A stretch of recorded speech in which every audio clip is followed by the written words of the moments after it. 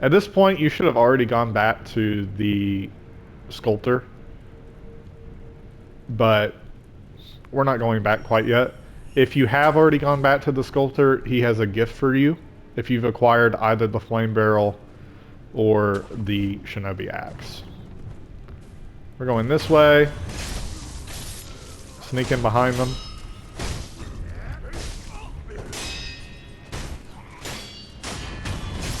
Cool. Alright. This area is full of troops. What I would recommend doing is grappling up here, getting some dowsing powder if you need any, and then landing back down here in the water. We're going to be swimming this way, grappling up here. There's a treasure carp right here, so feel free to jump in and kill the treasure carp. If a treasure carp runs away from you, don't worry, in a few seconds they'll respawn around the same area. But we're just going to be walking through the bamboo and get this item.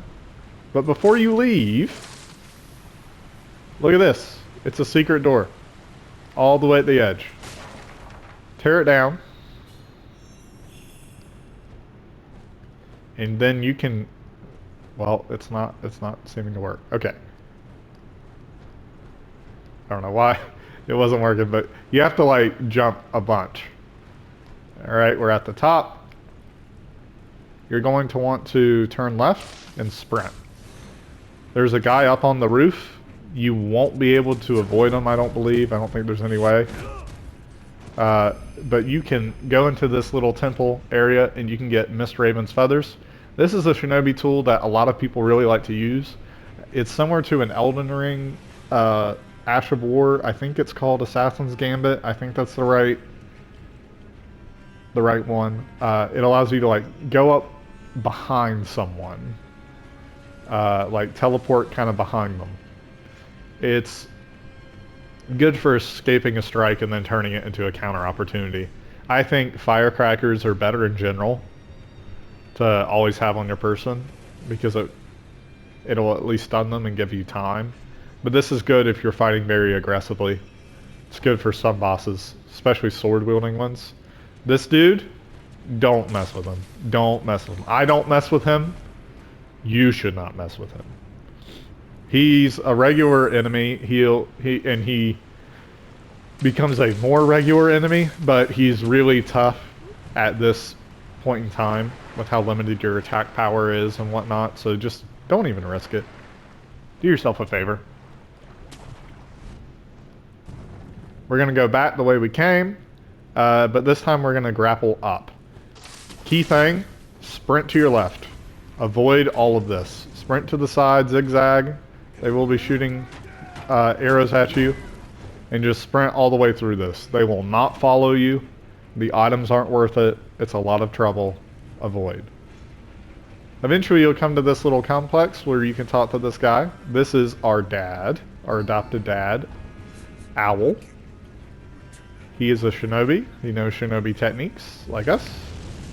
And he's telling us it's too late for him. Basically what we were in charge of guarding here is Lord Kuro. Again, this is 3 years ago. We know Lord Kuro is alive, but at this point we're guarding him.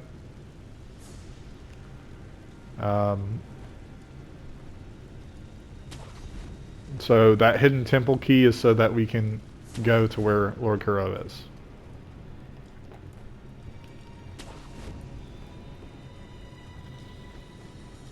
Alright. So in this area, you're going to take out the guy with the torch first. You're going to be really tempted to go this way because there are other enemies. Do not. Instead, run over here because there is an archer and you need to get him out of the way. Now, if I were you, I would run up and death blow this guy. You notice we're ambushing them, we're flanking them. For me, I'm going to death blow this guy because I haven't equipped the axe yet. But highly recommend just killing the axe dude if you already have your own shinobi axe. Notice he can hit me through a lot of my attacks. That's just how this this guy is. And I shouldn't have used the pellet. I should have used a healing gourd, but...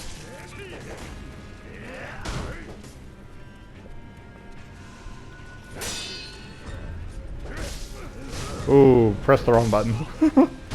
Dang, I pressed the flat. I meant to press circle for countering.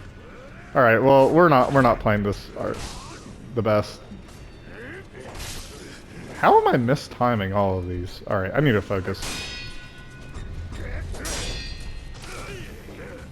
All right, Axe Dude, you're just gonna have to die. See, this is what happens when you don't focus in this game. Even regular enemies can become quite troublesome. Oh, he's just beating me to the punch on attacking.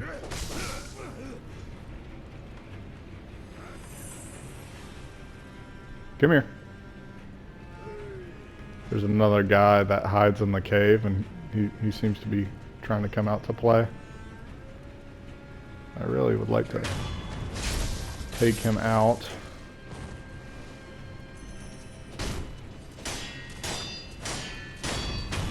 So this just kind of shows how troublesome these guys can be if you let them get hits on you.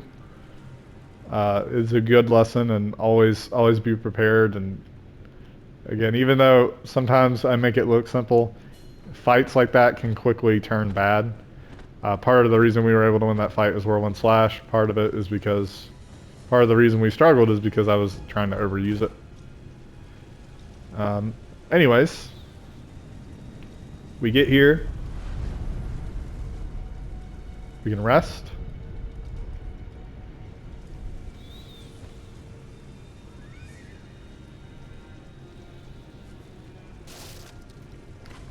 We're gonna take this guy out.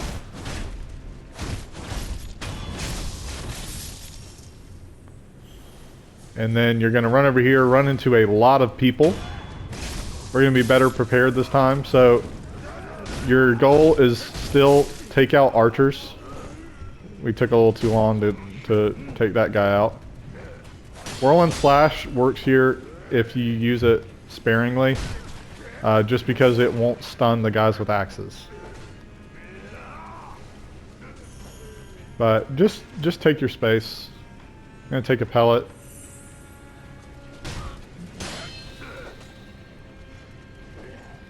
Thrust attacks are your best friend. They can hit multiple enemies at once, and they hit every type of enemy pretty effectively. As you're jumping backward, if you have mid-air deflection, it works well.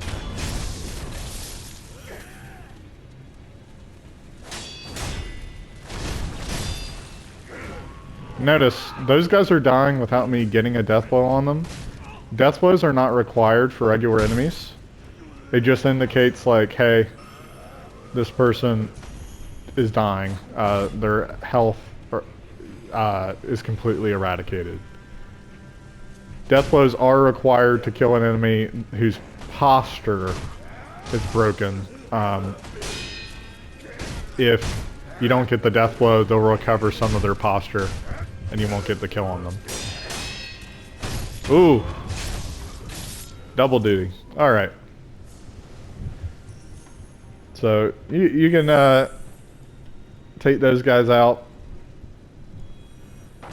Notice even though there were more guys there, because of the way that we fought in the open arena we had, we were able to easily take care of it. And we just got some Divine Confetti. Divine Confetti is your best friend. It is one of the most broken items in the game. Get as much as you can. And do not waste it. You need it for particular enemies to even have a chance. You have an option to go straight here. I would not recommend it. Would not recommend it. Instead, I would come around here to this building. Take out this guy. This guy is going to be like, hey, something's going on. Just get rid of him too.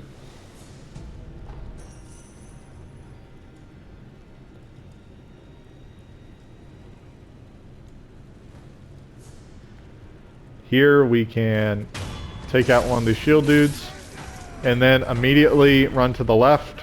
This is because there's an archer here. Best practice to get him out of the game as quickly as possible. And do not try and fight this boss while all these enemies are alive. Do what I'm doing. Take them out one at a time. It's also not a race. You don't have to take them out quickly.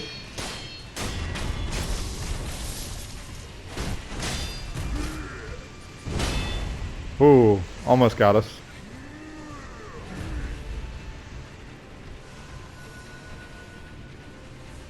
So we're going to take a gourd and our last pellet. This guy's almost dead. He's just scared.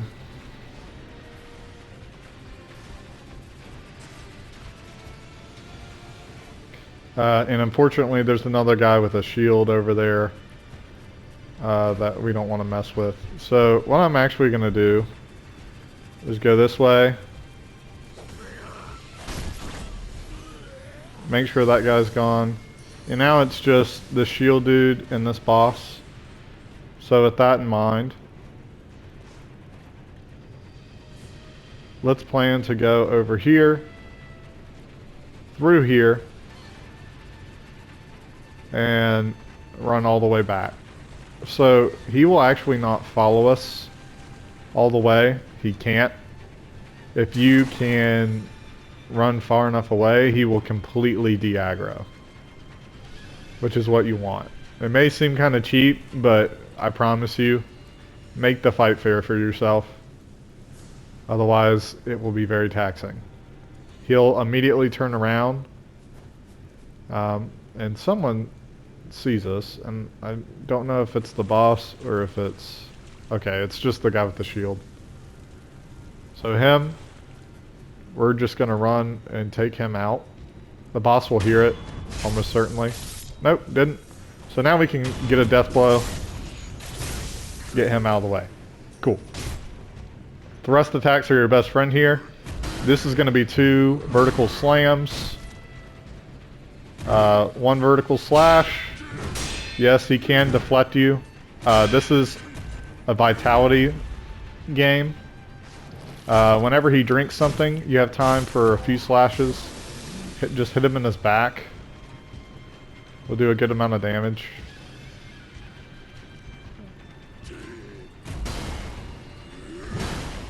And it's just a patience thing. He's got a lot of range.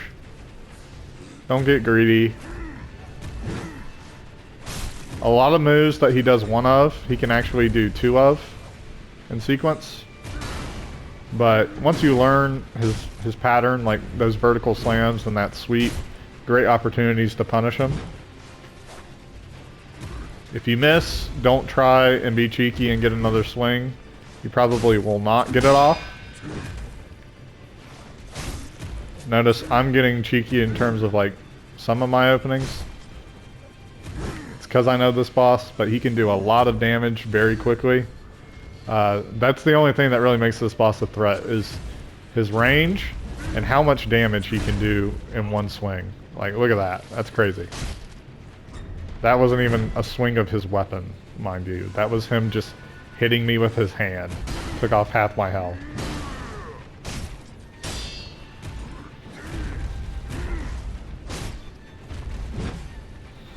Ooh, misread it. He did 2 sweeps. See, sometimes he does 2. And now we're out of heals. In that case, one option that you do have is if he's not creating enough openings, you can use Shinobi Firecrackers. That will create an opening for you.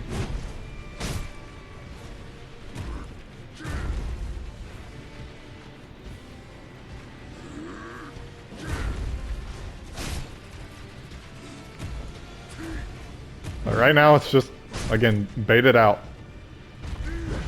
There are some bosses where it's more fun to actively engage. Not this boss.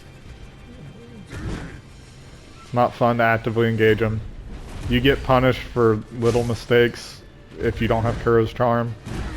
So it's just best to not have any opportunity to make mistakes.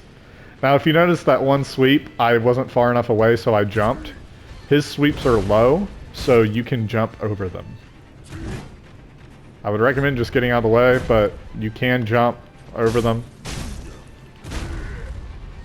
Oof, almost got us. Come here. Got him. Now, that's what I recommend doing to beat this boss. This is great. This is great.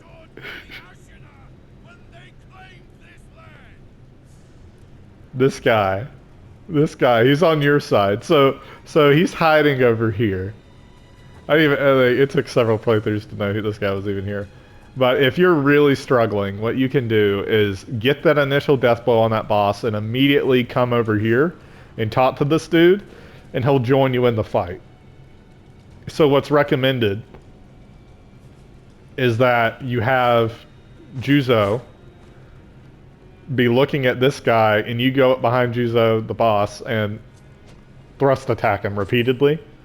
And sometimes he'll turn around and try and fight you, and a lot of his sweeps can still hit both of you. But doing that will distract him. You can get at least half of his health off before this guy will die.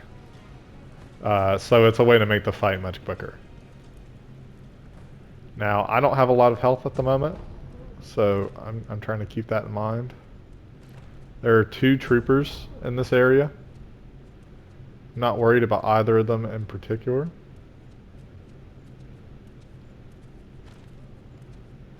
However, it would be nice to get a free death blow instead of having to fight them, because one is an archer. But it looks like I'm not going to have that luxury.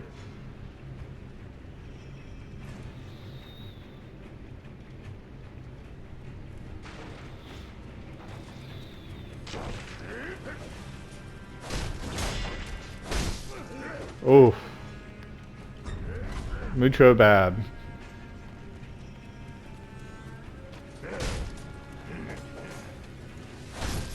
Alright, got this guy. So now we just have to be careful with that archer.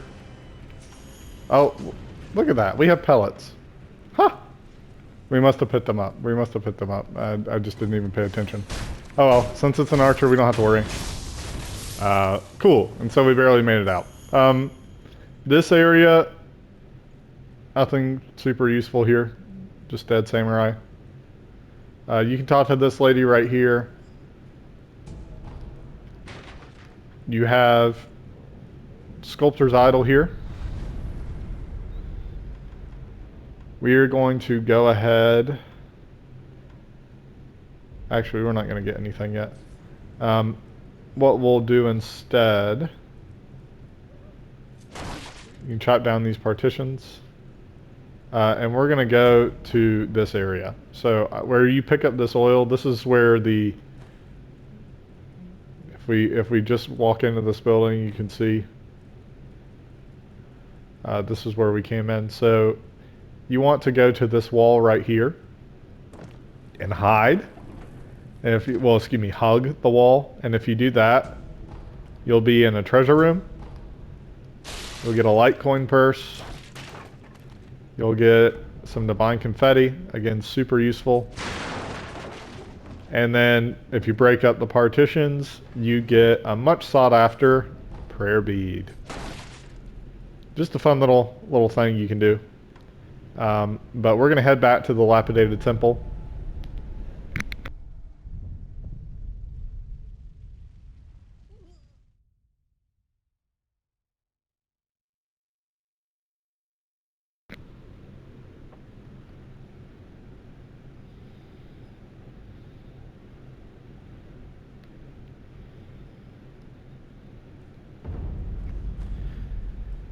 And here we are at the dilapidated temple. What we're going to do is we're going to talk to this guy.